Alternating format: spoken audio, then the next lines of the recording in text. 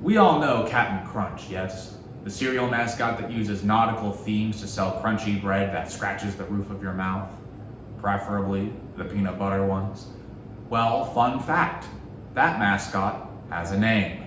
Captain Horatio Magellan Crunch. Look it up, you can find it on the PepsiCo website.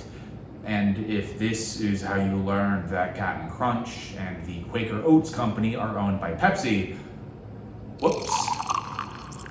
But he isn't Captain Crunch, and that's for good reason. He isn't one. Yes, whether it's the bands on his wrist not matching a captain's or the abbreviated name, this has become one of those fun facts your buddies share with you during a sleepover. You know, right next to "You're eating bananas wrong." It's the Berenstain Bears. You're going to be the fall guy. But it isn't just a fun fact. He, much like the middle school ringleader of a bank robbery gone wrong, is a fraud.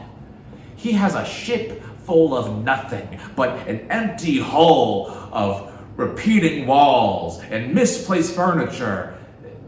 Oh wait, that's not right.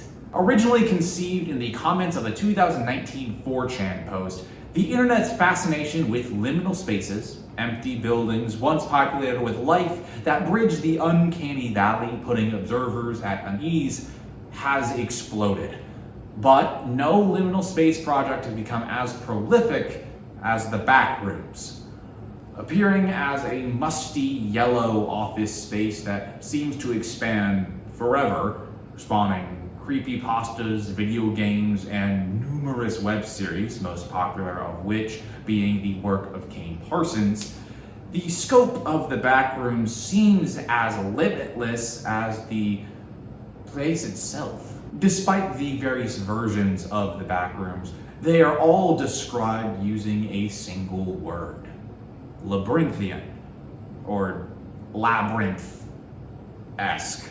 Now, a labyrinth is often known as an especially complicated maze ripped from Greek mythology. This term has become more generalized to define simply a maze or other complex structure or process. However, I think there's more to it than that. In fact, I recently watched Kane Parsons' directorial debut, Backrooms, with a few friends of mine. On the ride home, one of them drew a parallel to the film and the original Greek myth, specifically King Minos and the Minotaur.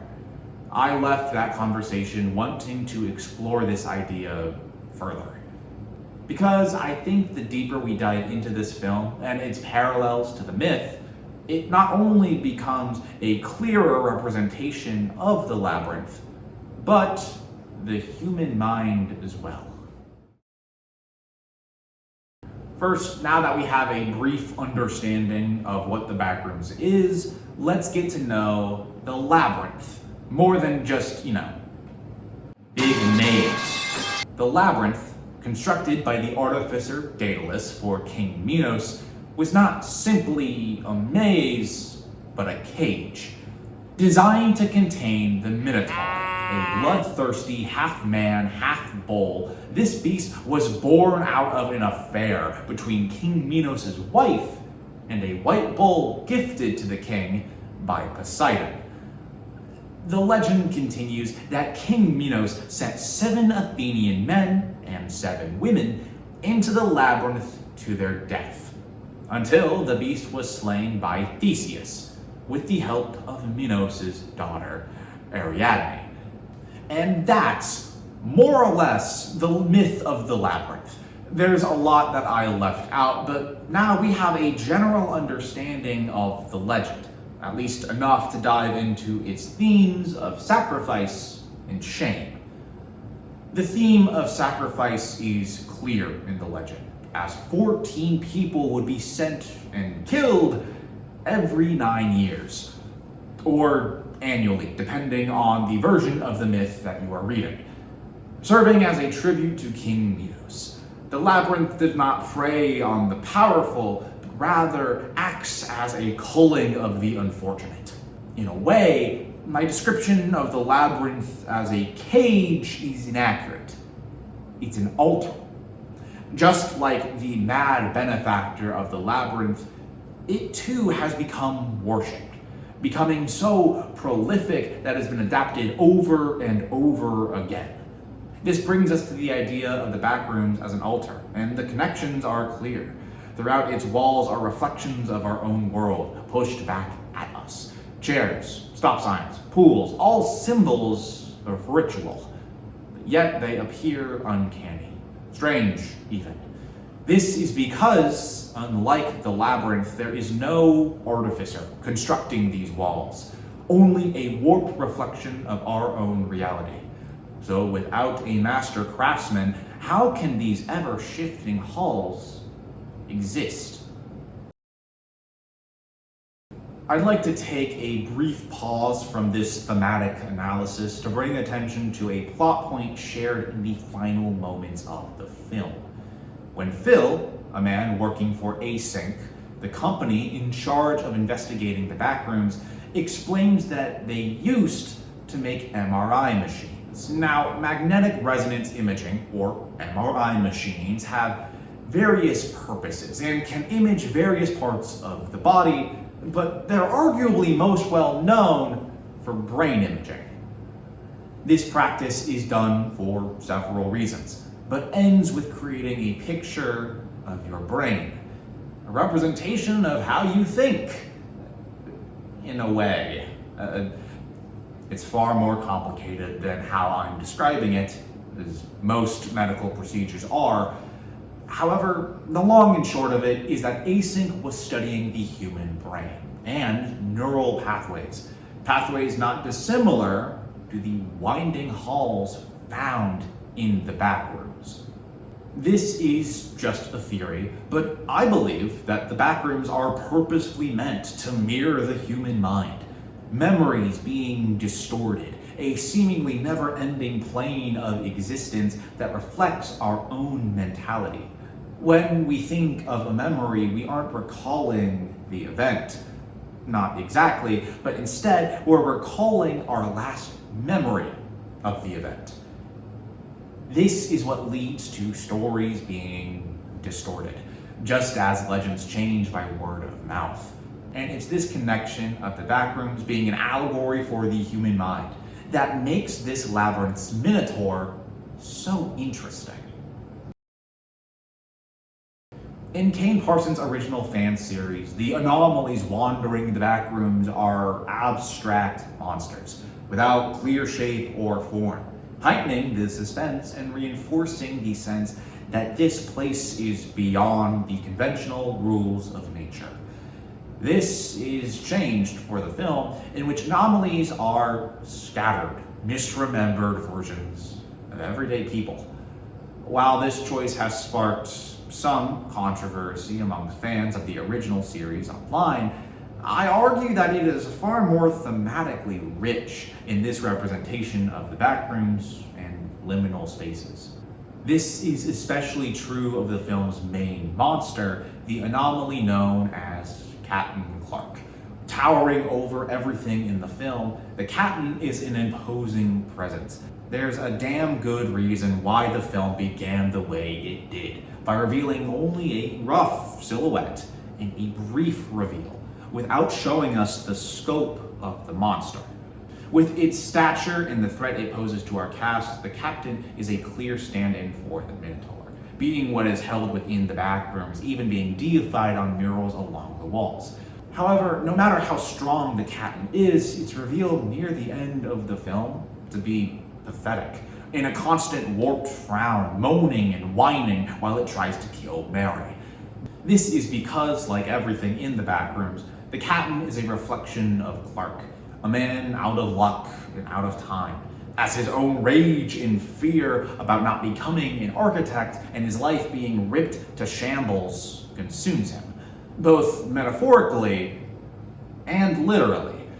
However, I don't think that the Captain is only a beast of rage and fear. Similar to the Minotaur, it's a creature of shame. Now, my description of the myth of the Labyrinth wasn't completely accurate. The Minotaur was not simply born from infidelity, although your queen sleeping with a bull would draw shame as is. But no, it came from a curse, See, the white bowl gifted to King Minos was meant as a sacrifice, but instead, Minos kept the bowl. Because of this, Poseidon made his wife fall in love with the beast, thus leading to the birth of the Minotaur. Now, like most things in mythology, culpability is shared among the gods and the mortals naive enough to disobey them. But Minos could have stopped this. The Minotaur is more than just a monster. It's a reflection of Minos' shame, trapping it in a labyrinth few will see as a beast only known to the dead.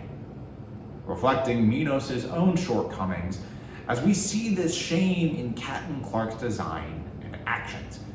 Even the idea of him being a pirate directly mirrors Clark's failing career, a job that has ostensibly driven him to drink, and by the reactions of the anomaly stand-in for Clark's wife, physical abuse. As both a sultan and a pirate, Clark markets himself as a king, but one built around theft and piracy. While this is played off as a joke in the film, it's an apt description for Clark's failings. In fact, this is why Clark is only eaten when he claims he doesn't have to change, using Mary's last plea to him as an excuse to continue this behavior. Clark's desire to change is gone. He has sunk into his own shortcomings, being consumed by the warped manifestation of his own shame. Originally, I was going to claim that Clark was a stand-in for Daedalus, the subconscious craftsman of the Backrooms, constructing each wall from his own mind. However, I don't think this is the case.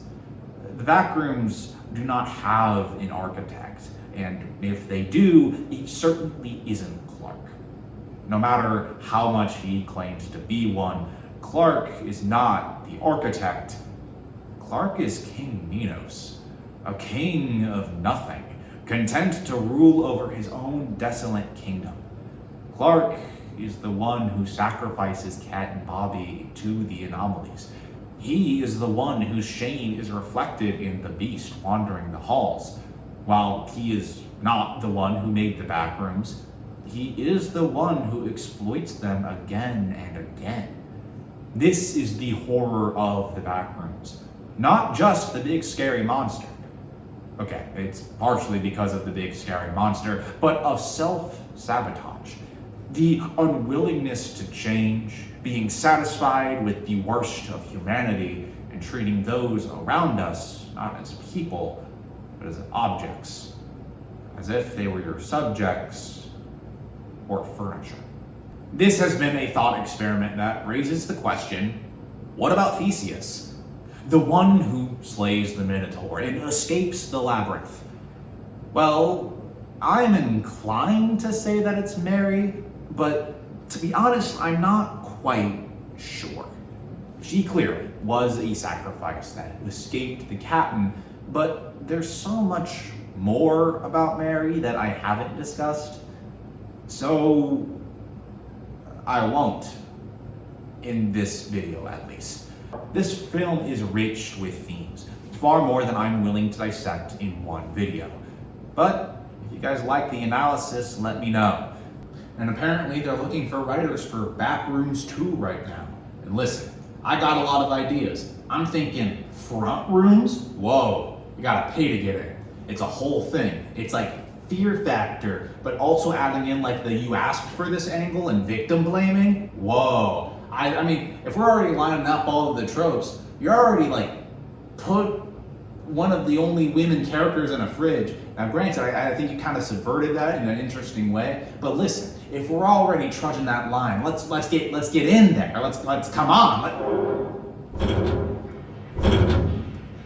That was weird. Hello? Just kidding. It's me. I almost slipped there, but I didn't. I'm the manifestation of your inadequacies as a writer. Why'd you pour Pepsi in Captain Crunch? That's kind of gross. I got him though. I got it. You were scared. You were scared. I got you. I got you. Unless this is a second screen, in which case you kind of missed all that. Nah. Ooh. I'm just kidding. I won't actually jump scare you. Nope. It's